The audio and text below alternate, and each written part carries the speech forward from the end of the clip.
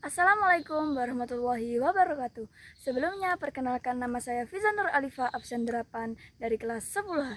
Di sini saya akan menjelaskan tentang Khulafaur Rasyidin ketiga, yaitu Utsman bin Affan. Mengenal Utsman bin Affan. Utsman bin Affan lahir di kota Mekah sekitar 5 tahun setelah tahun gajah. Beliau berasal dari keluarga bangsawan Quraisy, tepatnya dari Bani Umayyah yang dikenal sebagai keluarga yang kaya dan dihormati. Sejak muda, Utsman sudah berdagang ke berbagai daerah. Ia dikenal sebagai pedagang yang jujur dan berhasil. Salah satu teman dagangnya adalah Abu Bakar Asy-Siddiq. Melalui Abu Bakar Asy-Siddiq inilah Utsman akhirnya memeluk agama Islam. Utsman juga termasuk sahabat yang setia dalam perjuangan Islam. Ketika umat Islam mengalami tekanan dari kaum Quraisy, Rasulullah memerintahkan sebagian umat Islam untuk hijrah ke Habasyah. Utsman ikut hijrah bersama istrinya. Utsman memiliki akhlak yang sangat baik dan lembut.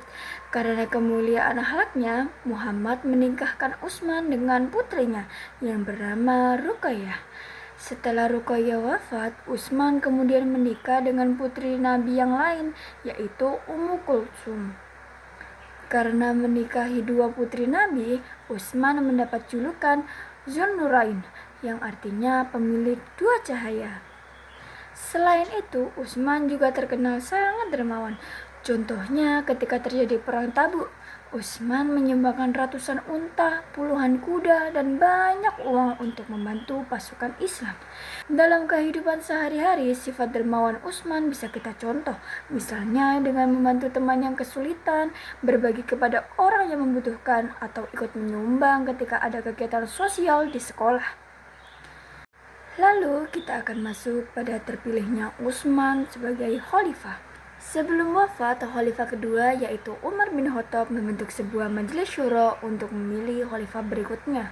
Majelis ini terdiri dari 6 sahabat Nabi yang dianggap paling layak menjadi pemimpin, yaitu Utsman bin Affan, Ali bin Abi Thalib, Thalhah bin Ubaidillah, Zubair bin Awam, Abdurrahman bin Auf, dan Sa'ad bin Abi Waqqas.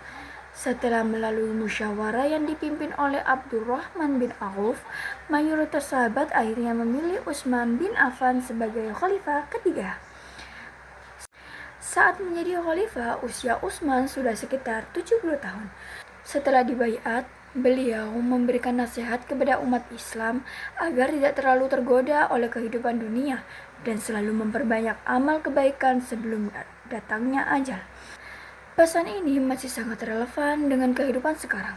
Banyak orang yang terlalu sibuk mengejar harta atau popularitas sampai lupa melakukan kebaikan, padahal kehidupan di dunia ini hanyalah sementara.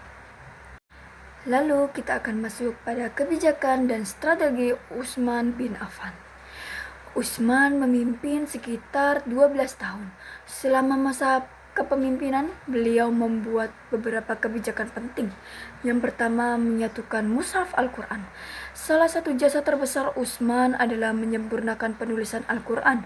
Pada waktu itu, wilayah Islam semakin luas, sehingga banyak perbedaan cara membaca Al-Quran karena perbedaan dialek.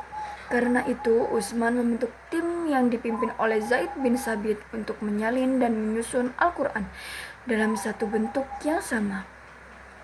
Mushaf ini dikenal sebagai Mushaf Utsmani dan disebarkan ke berbagai wilayah Islam.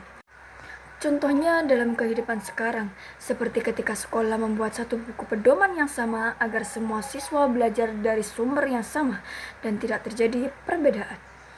Yang kedua, merenovasi Masjid Nabawi.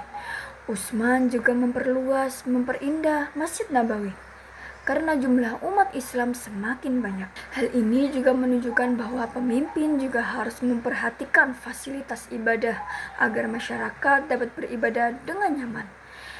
Yang ketiga, membentuk Angkatan Laut. Pada masa Utsman dibentuk Angkatan Laut pertama dalam sejarah Islam. Hal ini dilakukan untuk melindungi wilayah Islam yang berbatasan dengan laut dan menghadapi ancaman dari kerajaan Bizaitun. Dengan adanya angkatan laut ini, wilayah dakwah Islam dapat berkembang lebih luas. Jika dikaitkan dengan kehidupan sekarang, kebijakan ini mirip dengan pemerintah yang membentuk angkatan laut untuk menjaga keamanan wilayah laut suatu negara. Yang keempat, perluasan dakwah Islam. Pada masa Utsman, dakwah Islam terus berkembang ke berbagai wilayah melalui jalur darat dan laut. Beberapa panglima perang memimpin pasukan untuk memperluas wilayah dakwah Islam dan mempertahankan daerah Islam dari serangan musuh. Lalu kita akan masuk pada akhir hayat Utsman bin Affan. Pada akhir masa kepemimpinannya, mulai muncul berbagai banyak masalah di dalam pemerintahan.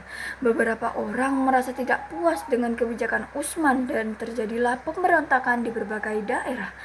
Kelompok pemberontakan akhirnya datang ke Madinah dan mengepung rumah Utsman selama sekitar 40 hari. Walaupun para sahabat ingin membela beliau, Utsman menolak karena tidak ingin terjadi pertumpahan darah di antara sesama umat Islam. Pada saat sedang membaca Al-Quran di rumahnya, para pemberontak masuk dan membunuh Utsman. Peristiwa ini terjadi pada tahun 35 Hijriah ketika beliau berusia sekitar 82 tahun. Kesimpulan dari kisah Utsman bin Affan, kita bisa belajar banyak nilai penting seperti kedermawanan, kesabaran, dan kepedulian terhadap persatuan umat. Dalam kehidupan sehari-hari, kita bisa meneladani sifat beliau dengan bersikap dermawan, membantu orang lain, serta menjaga persatuan dan tidak mudah terprovokasi oleh kabar yang belum tentu benar. Sekian dari saya, mohon maaf jika ada kurang dan salah kata dari saya.